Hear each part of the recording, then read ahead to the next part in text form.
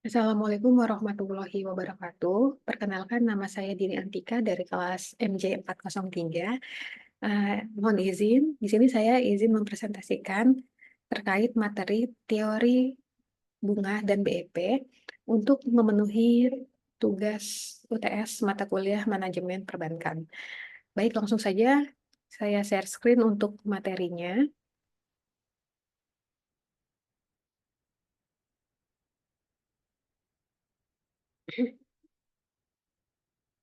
Suku bunga. Bunga bank dapat diartikan sebagai balas jasa yang diberikan oleh bank yang berdasarkan prinsip konvensional kepada nasabah yang membeli atau menjual produknya. Bunga juga dapat diartikan sebagai harga yang harus dibayar kepada nasabah yang memiliki simpanan dengan yang harus dibayar oleh nasabah bank, nasabah yang memperoleh pinjaman. Terdapat 5 jenis suku bunga, yaitu yang pertama, suku bunga tetap, yaitu adalah suku bunga yang bersifat tetap dan tidak berubah sampai jangka waktu atau sampai dengan tanggal jatuh temponya selama jangka waktu kredit. Sebagai contoh adalah bunga KPR, rumah murah atau rumah subsidi yang menerapkan suku bunga tetap. Selain itu, suku bunga tetap juga dapat digunakan dalam kredit kendaraan bermotor. Yang kedua, suku bunga mengambang atau floating. Suku bunga mengambang adalah suku bunga yang selalu berubah mengikuti suku bunga di pasaran. Jika suku bunga di pasaran naik, maka suku bunganya juga ikut naik. Begitupun sebaliknya. Sebagai contoh adalah suku bunga KPR untuk periode tertentu. Misalkan 2 tahun pertama diberlakukan suku bunga tetap. Namun, periode selanjutnya menggunakan suku bunga mengambang. Yang ketiga, suku bunga flat. Suku bunga flat adalah suku bunga yang perhitungannya mengacu pada jumlah pokok pinjaman di awal untuk setiap periode cicilan. Perhitungannya sangat sederhana dibanding dengan suku bunga lainnya, sehingga umumnya digunakan untuk kredit jangka pendek atau barang-barang konsumsi seperti handphone, peralatan rumah tangga, motor atau kredit tanpa agunan. Nah, rumus perhitungannya adalah sebagai berikut. Bunga per bulan sama dengan P dikali I dikali T dibagi CB. P itu adalah pokok pinjaman awal, I-nya suku bunga per tahun, T jumlah tahun jangka kredit, JB adalah jumlah bulan dalam jangka waktu kredit. Di sini sebagai contoh, misalkan bank memberikan kredit dengan jangka waktu 10 bulan sebesar 15 juta dengan bunganya 10% per tahunnya flat. Asumsi bahwa suku bunga kredit tidak berubah atau tetap selama jangka waktu kredit. Maka perhitungan angsurannya secara rinci adalah sebagai berikut. Nah, di sini kita tinggal memasukkan ke rumus yang sudah ada, yaitu P dikali I dikali T dibagi JB. Jadi untuk P-nya itu adalah 15 juta, lalu dikalikan dengan suku bunga per tahunnya 10%, lalu dikali lagi untuk jumlah tahun jangka waktu kreditnya yaitu 10 kali. Setelah itu dibagi 12 bulan. Nanti akan didapatkan hasil yaitu angsurannya totalnya yaitu angsuran bunganya adalah 1, 2, 50 seperti tabel di sebelah kanan ya. Bisa dilihat di sini untuk perhitungan kredit bunga flat. Selanjutnya, suku bunga efektif. Suku bunga efektif adalah suku bunga yang diperhitungkan dari sisa jumlah pokok pinjaman setiap bulan seiring dengan menyusutnya utang yang sudah dibayarkan. Artinya, semakin sedikit pokok pinjaman, semakin sedikit juga suku bunga yang harus dibayarkan. Suku bunga efektif dianggap lebih adil bagi nasabah dibandingkan dengan menggunakan suku bunga flat. Asalnya, suku bunga flat hanya berdasarkan jumlah awal pokok pinjaman saja. Nah, untuk suku bunga efektif, rumus perhitungannya adalah SP dikali I dikali 30 dibagi 360.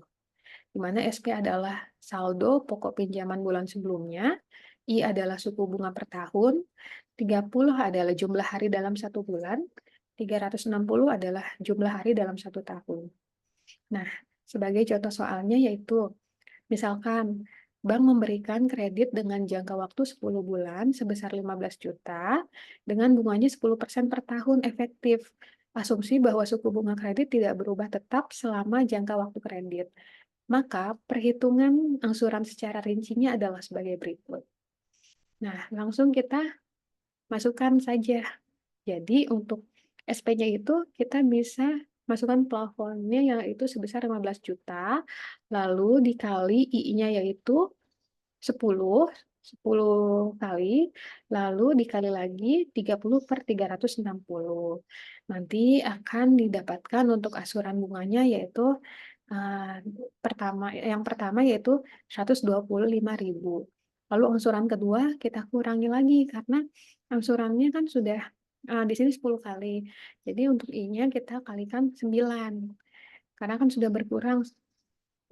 Nah, nanti angsuran bunganya juga ngecil jadi 112.500. Selanjutnya juga seperti itu. Jadi di angsuran ketiga 45 dan seterusnya kita kurangi untuk bulannya karena sudah dibayarkan di bulan sebelumnya. Nah, berikut adalah perhitungan kredit bunga efektif. Yang kelima adalah suku bunga anuitas. Metode ini mengatur jumlah angsuran pokok ditambah angsuran bunga yang dibayar agar sama setiap bulannya. Dalam perhitungan anuitas, porsi bunga pada masa awal sangat besar, sedangkan porsi angsuran pokok sangat kecil, mendekati berakhirnya masa kredit. Keadaan akan menjadi terbalik. Porsi angsuran pokok akan sangat besar, sedangkan porsi bunga menjadi lebih kecil. Sistem bunga anuitas ini biasanya ditetapkan untuk pinjaman jangka panjang semisal KPR atau kredit investasi. Rumus perhitungannya yaitu SP tadi SP dikali I dikali 30/360, total angsurannya yaitu angsuran pokok ditambah angsuran bunga. TA sama dengan PP dikali I dibagi 1 dikurang 1/1 ditambah I dikali N. Nah, di sini kita bisa lihat misalkan bank memberikan kredit dengan jangka waktu 10 bulan sebesar 15 juta dengan bunga 10% per tahun anuitas. Asumsinya suku kreditnya tidak berubah tetap selama jangka waktu kredit. Maka perhitungan angsuran secara rinci adalah sebagai berikut. Nah, di sini kita bisa lihat ya untuk tabel suku bunga anuitas untuk perhitungan anuitas kreditnya adalah seperti ini. Biasanya bank akan menggunakan kombinasi skema suku bunga dalam penyaluran kredit. Contohnya flat fix, artinya bunga pakai sistem flat dan bersifat tetap selama masa kredit. Dan efektif floating, yaitu menggunakan sistem bunga efektif dan besaran bunga bisa berubah tergantung kondisi pasar finansial. Nah, ada beberapa faktor yang mempengaruhi suku bunga. Di antaranya yaitu yang pertama kebutuhan dana. Apabila bank kekurangan dana, sementara permohonan pinjaman meningkat, maka yang dilakukan oleh bank agar dana tersebut cepat terpenuhi adalah dengan meningkatkan suku bunga pinjaman. Jadi, peningkatan bunga pinjaman secara otomatis akan pula meningkatkan bunga pinjaman. Begitu juga sebaliknya. Yang kedua adalah persaingan. Dalam memperebutkan dana simpanan, maka di samping faktor promosi, yang paling utama pihak perbankan harus memperhatikan pesaing. Ketiga, kebijaksanaan pemerintah. Bunga pinjaman dan simpanan tidak boleh melebihi bunga yang sudah ditetapkan oleh pemerintah. Yang keempat, target laba yang diinginkan. Sesuai dengan target laba yang diinginkan, jika laba yang diinginkan lebih besar, maka bunga pinjaman ikut besar. Begitupun sebaliknya. Lalu yang kelima ada jangka waktu. Semakin jangka waktu pinjaman, semakin tinggi bunganya. Hal ini disebabkan besarnya kemungkinan resiko di masa mendatang. Keenam, kualitas jaminan. Semakin liquid jaminan diberikan, semakin rendah bunga kredit yang dibebankan atau sebaliknya. Ketujuh, reputasi perusahaan. Bona fides adalah suatu perusahaan yang akan memperoleh kredit sangat menentukan tingkat suku bunga yang akan diberikan nantinya. 8. Produk yang kompetitif. Produk yang dibiayai laku di pasaran, produk yang kompetitif, bunga kredit yang diberikan relatif rendah jika dibandingkan dengan produk yang kurang kompetitif. Yang kesembilan, hubungan baik. Bank menggolongkan nasabah antara nasabah utama, primer, dan nasabah biasa atau sekunder. Penggolongan ini berdasarkan keaktifan serta loyalitas nasabah yang bersangkutan terhadap bank tersebut. Yang ke-10 yaitu jaminan pihak ketiga. Perusahaan yang memberikan jaminan kepada penerima kredit. Nah, hubungan BEP dengan suku bunga bank adalah BEP yaitu break even point adalah titik di mana pendapatan total sama dengan biaya total yang menunjukkan di mana penjualan mencukupi untuk menutupi semua biaya tetap dan variabel. Hubungan antara BEP dan suku bunga bank dapat terlihat dalam pengaruh suku bunga terhadap cicilan dan investasi. Pengaruh suku bunga bank terhadap BEP. Suku bunga bank memiliki pengaruh langsung terhadap BEP, terutama dalam hal biaya pinjaman dan investasi.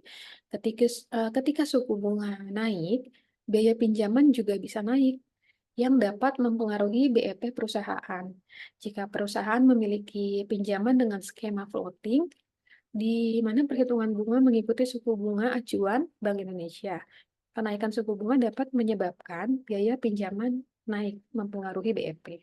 Contohnya, Rudi membeli rumah seharga 350 juta. Setelah membayar DP, rumah sebesar 50 juta, Rudi memutuskan untuk mengambil KPR. Nah, untuk pelunasannya sebesar 300 juta dengan tenor 20 tahun. Awalnya bunga yang dibebankan adalah 7% per tahun. Maka cicilan per bulan menggunakan perhitungan PMT adalah sebesar 2,3 per bulan. Lalu saat bunga naik, bunga cicilannya juga naik sebesar 2%. Bunga KPR pun menjadi 9%. Maka cicilan KPR per bulannya menjadi 2,75 per bulan.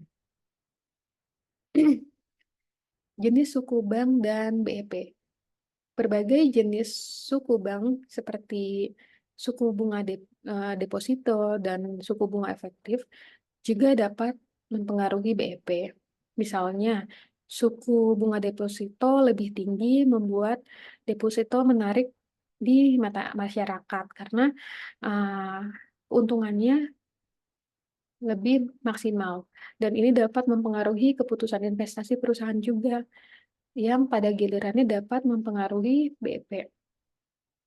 Suku bunga bank memiliki dampak langsung terhadap biaya pinjaman dan investasi yang pada gilirannya dapat mempengaruhi BEP perusahaan. Berikut sumber referensi dari presentasi saya. Sekian presentasi dari saya. Terima kasih.